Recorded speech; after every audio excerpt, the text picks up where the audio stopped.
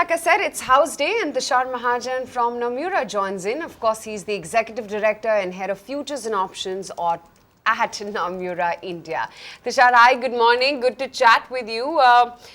What are you making of the market, Tushar? The government is doing all that it can, sans the GST, etc. Even though we hear that groundwork on GST as well is being made now, you know, the finance minister is sort of reaching out a helping hand and trying to have that golden handshake even with opposition leaders. But who knows, at least, you know, whatever they can do, they're doing that bit. And it seems like the fall in the market, at least for now, seems to have gotten arrested.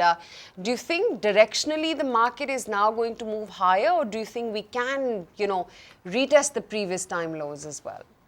You know, the 7,700 odd support which the market was forming just recently in the last week and a half or so is a strong support level for the market. But, you know, you've got the big parliament session kind of starting up on Thursday. So that's a trigger, you know, like you said, GST. I think on the GST front, my own sense is that now the market expectations are a tad bit muted than what they were, you know, at the beginning of the monsoon session.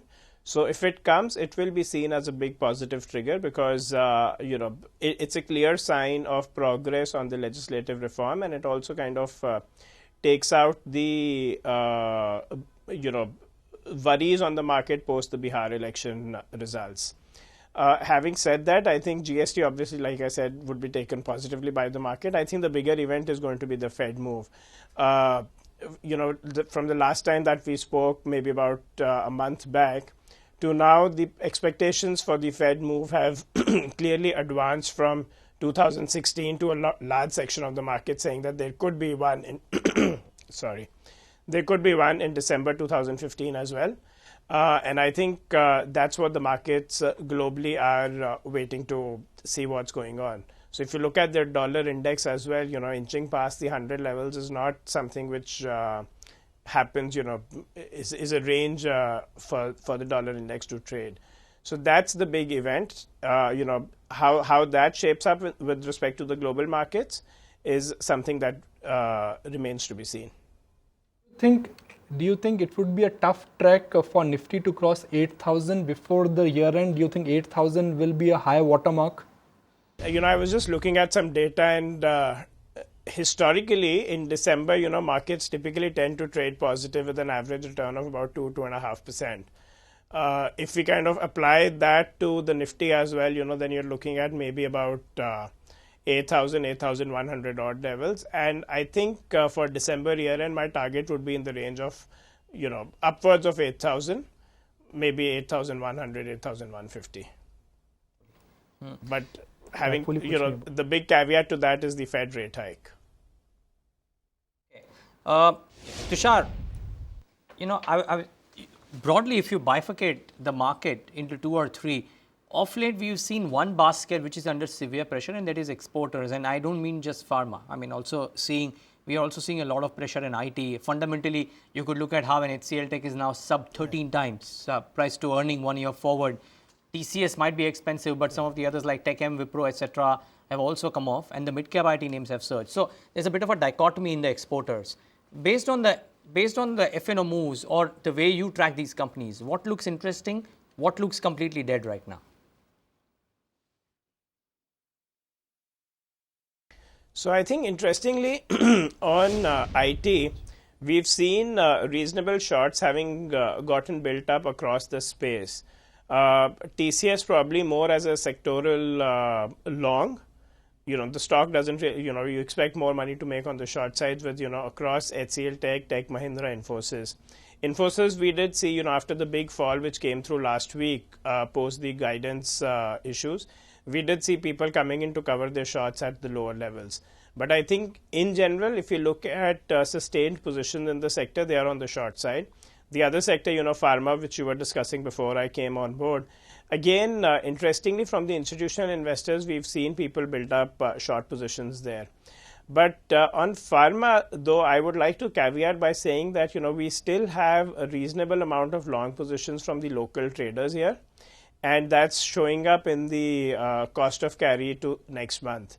So I think Pharma, while institutional guys are short, a lot of the local traders still have the belief, and that itself could be a big trigger, if markets get a bit jittery, for those positions to get liquidated.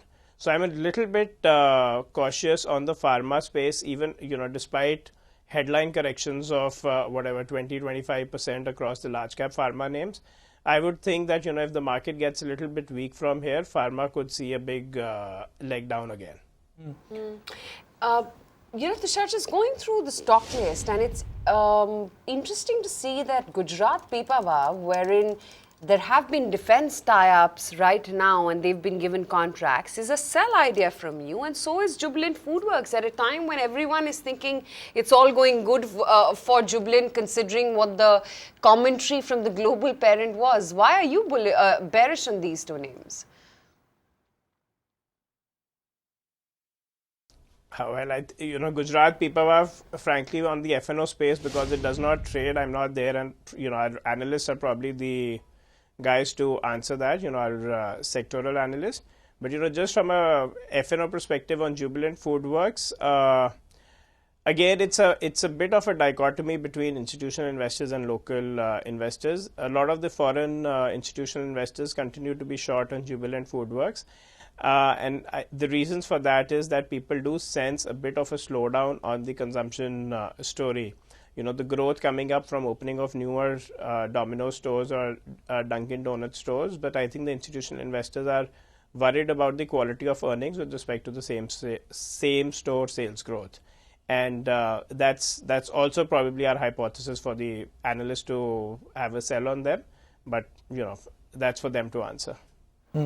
Okay. Same store sales is becoming the new she sells seashells, isn't it? Yeah, SSS.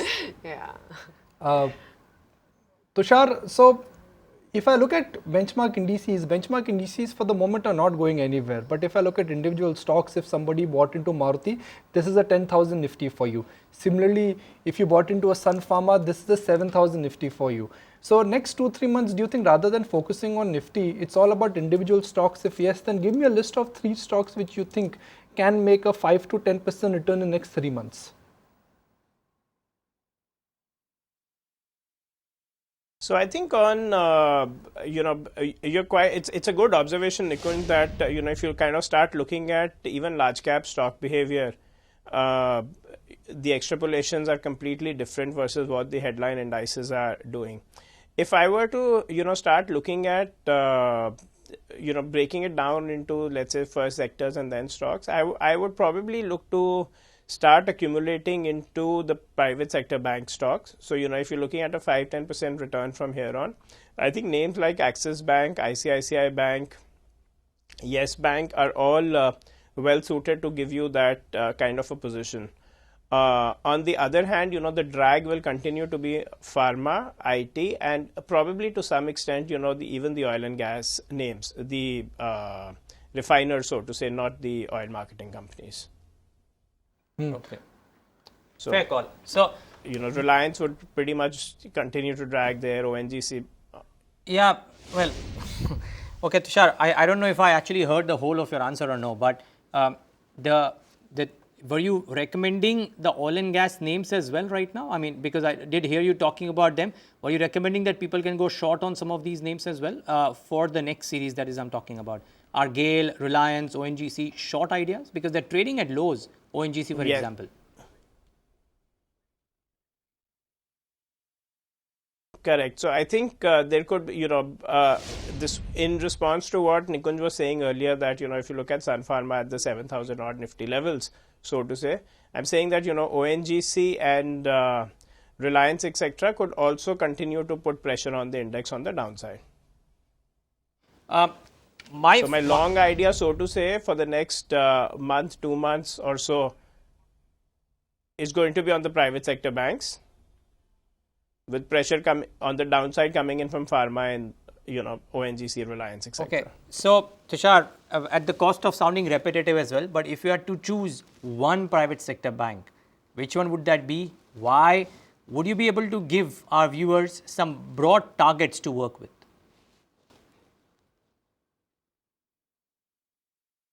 So I think from a trading perspective, if I was to look at banks, the two names I would kind of look to pick up is ICICI Bank and Kotak Bank, both for relatively different reasons. I think Kotak's had a steady run so far, ever since the first correction happened when the stock went down to about 600 odd levels.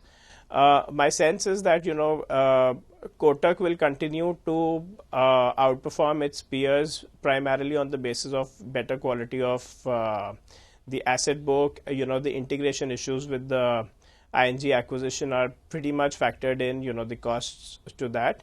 So people can look at a higher, an expansion on the NIMs with a, better quality, asset quality book. I think on the ICICI side, the market's still not factoring in, the asset sale, the first bit of asset sale which started with the PruLife sale, which is already out.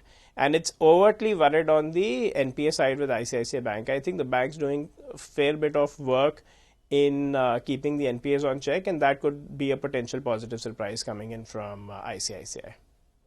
Great. Right. Tushar? So my two trading longs would be ICICI and Kotak. Okay, ICICI and Kotak, I'm going to flash those stocks once again. Two trading longs from Tushar. Tushar, appreciate your time. Thank you for being part of House View. And today, in an attempt to really touch base with one brokerage, today it's Nomura. Find us on Facebook at facebook.com/ETNow and don't forget to click the like button. You can also follow us on Twitter at ETNowLive. To stay updated with all our programming, hit the subscribe button on our YouTube channel by logging on to youtube.com/user/ETNow.